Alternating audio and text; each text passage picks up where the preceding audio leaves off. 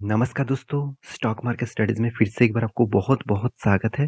तो आज यहाँ पे मैं डिस्कशन करूँगा एक ऐसे कंपनीज़ के बारे में जो देखा जाए तो खुद ही कंपनी एक एक्सचेंज है और खुद ही कंपनी सबसे पुराना एक्सचेंज है। तो नाम आपने जान ही लिए होंगे, कंपनी का नाम है बीएसई। तो आप कहेंगे सर क्या बीएसई का कोई स्टॉक के बारे में बात कर रहे हैं? नहीं, ऐसे बिल्कुल नहीं, मैं खुद बीएसई के ऊपर ही बात करूँगा क्योंकि बीएसई खुद स्टॉक मार्केट में लिस्टिंग है। बीएसई लिमिटेड स्टॉक मार्केट में लिस्टिंग है जो अभी तक एक मोनोपोली स्टॉक मार्केट के ऊपर काम कर रहा है क्योंकि बीएसई मतलब बॉम्बे स्टॉक एक्सचेंज लिस्टिंग है। एनएससी नेशनल स्टॉक एक्सचेंज अभी तक मार्केट में लिस्टिंग नहीं हुआ है। तो ये बात आपको ध्यान में रखना है।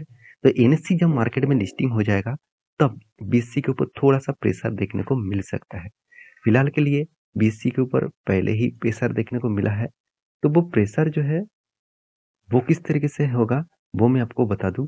तो वीडियो को पूरा लास्ट तक ज़रूर देखिएगा क्योंकि आज आपके साथ मैं इस कंपनी के बारे में कुछ डिटेल डिस्कस करूँगा क्योंकि कंपनी लगातार गिरावट के माहौल में है। कंपनी लगातार गिर रहा है, तो उस सिचुएशन में आपको क्या करना चाहिए? क्या इस कंपनी के ऊपर एग्ज़िट करना चाहिए? क्या इस कंपनी के ऊपर बने रहना चाहिए? सब कुछ डिस्कस करूँगा, तो वीडियो को लास्ट तक देखिएगा।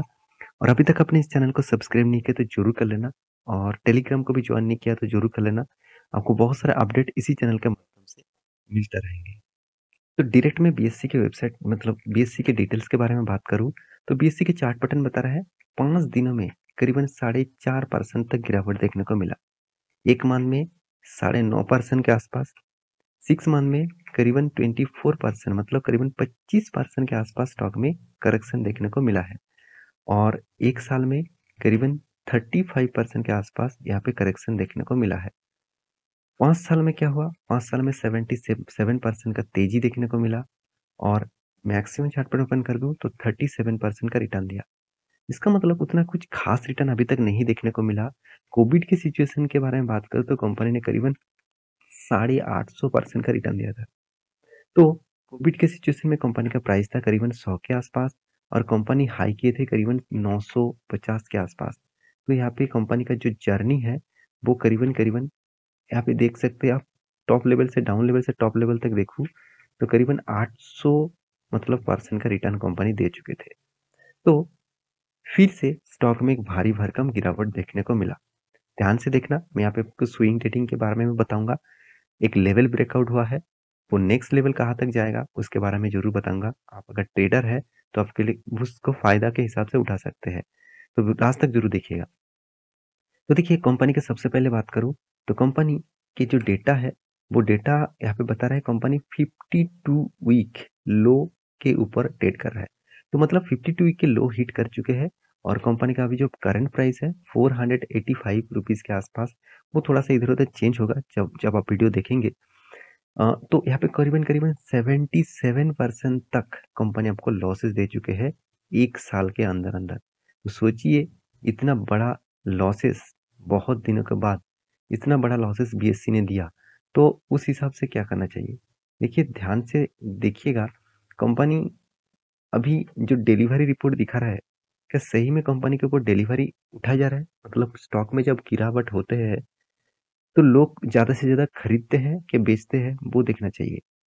तो डिलीवरी की रिपोर्ट के बारे में बात करूँ, तो आप देखेंगे फ़रवरी 8 तक मैं डिलीवरी रिपोर्ट आपको दिखा दूँ, तो परसेंटेज के हिसाब से देखा जाए तो कंपनी 51%, 40%, 47, 50, 50, 54, 54 इस तरीके से कुछ डिलीवरी रिपोर्ट आपको देखने को मिला है। जो डिलीवरी रिपोर्ट बता रहा है कि स्टॉक में एक प्रेशर ज़रूर बने हुए हैं।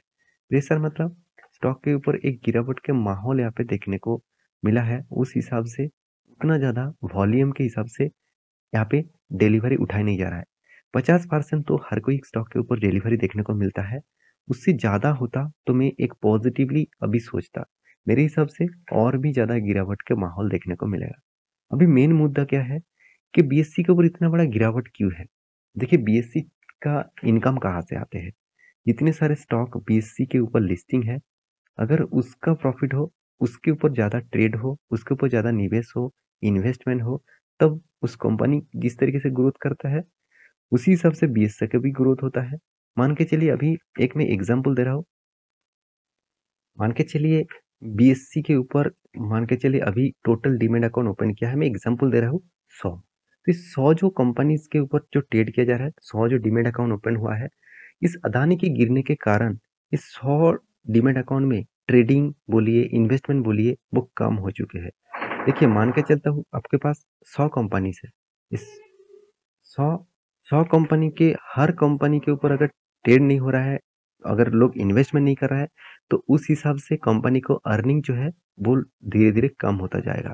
तो इसीलिए लोग इन्वेस्टमेंट भी यहाँ पे कम कर रहे हैं। तो इसलिए लगातार लगातार स्टॉक में गिरावट का माहौल देखने को मिला है। तो अभी बीएससी के ऊपर क्या करना चाहिए? देखिए मेरे हिसाब से ये एक मोनोपोली बिजनेस करने वाला कंपनी है। देखिए अगर मार्केट में सबसे पुराना कोई कंपनी है वो है बीएससी। एक्सचेंज के हिसाब से बारे में बात करूँ तो इंडिया में बहुत सारे एक्सचेंज आए आए और गए हुए हैं। अभी दोनों ही एक्सचेंज देखने को मिलेगा, मेजर दोनों एक्सचेंज देखने को मिलेगा, वो है बीएससी और एनएससी। देखिए एनएससी में स्टॉक मार्केट में आने के लिए सेबी के पास फाइल जमा भी किए थे। एनएससी के बहुत सारे नेगेटिव इशू के कारण उसका फाइल सबमिट नहीं हो पाया और एनएससी लिस्टिंग नहीं हो पाया अभी तक। तो फ्यूचर में तो जरूर होगा। तो अभी मार्केट में मोनोपोली बिजनेस कौन कर रहा है? बीएससी कर रहा है। बीएससी का जो हाई प्राइस था करीबन 1000 के ऊपर गया था और लो प्राइस अभी लोअर साइड में। इसका मतलब करीबन करीबन देखा जाए तो 60% के आसपास शेयर में करेक्शन देखने को मिला। बहुत बड़ा फॉल देखने को मिला। इस फॉल के हिसाब से क्या कंपनी के ऊपर निवेश करना चाहिए?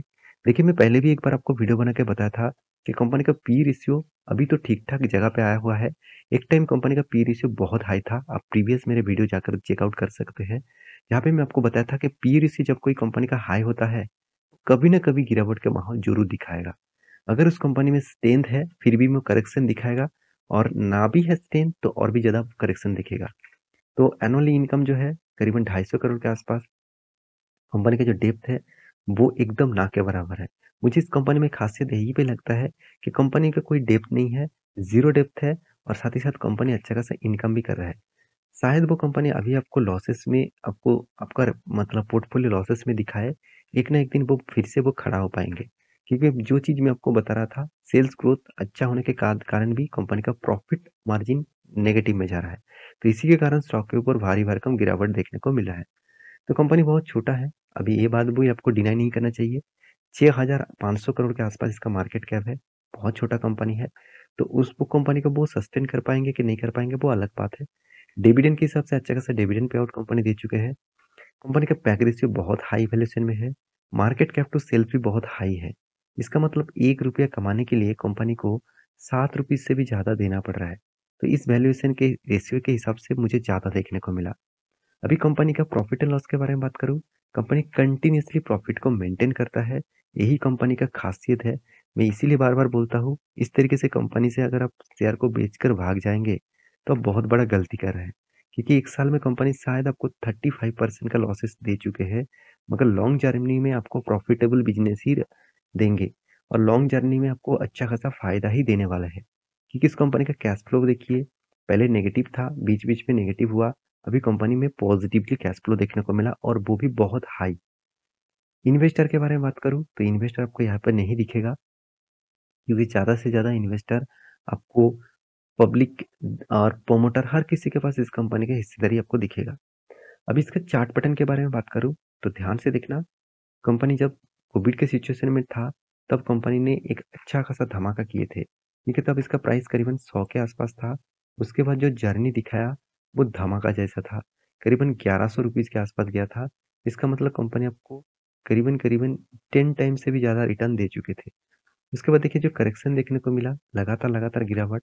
मैं आपको एक 10 लाइन ड्रॉ करके मैं बताया था, ये जो रेंज बना है इस रेंज बहुत स्ट्रांग है।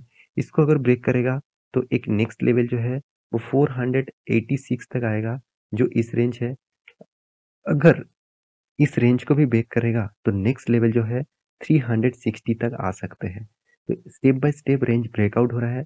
तो मेरे हिसाब से करेक्शन और भी ज्यादा देखने को मिल सकता है, मगर ये जो लेवल है 486 ये बहुत स्ट्रॉन्ग लेवल रहेगा, क्योंकि यहाँ से ही मार्केट बिग जंप देखने को मिला था। इसका मतलब यहाँ पे टच करने के बाद एक गिरावट के बाद एक रिवर्सल भी देखने को मिल सकता है। अगर इसके नीचे आपको शॉर्ट सेलिंग करना है तो आप इस गिरावट के बाद एंटी मत लेना। आपको करेक्शन मतलब रिवर्सल देखकर अगर फिर से आपको रिवर्सल में आपको एंट्री मिले, मतलब करेक्शन देखकर आपको फिर से रिवर्सल में एंट्री मिले, तब आपको नेक्स्ट लेवल इस लेवल तक आ सकते हैं। तो मैं इस तरीके से एनालिसिस के ऊपर काम करता हूँ। तो आप मेरे एनालिसिस सीखना चाहते हैं, जानना चाहते हैं तो टेलीग्राम को जॉइन करिए। नीचे लिंक्स अवेलेबल है, तो सारे इन्फॉर्मेशन आपके साथ मैं ज़रूर शेयर करूँगा।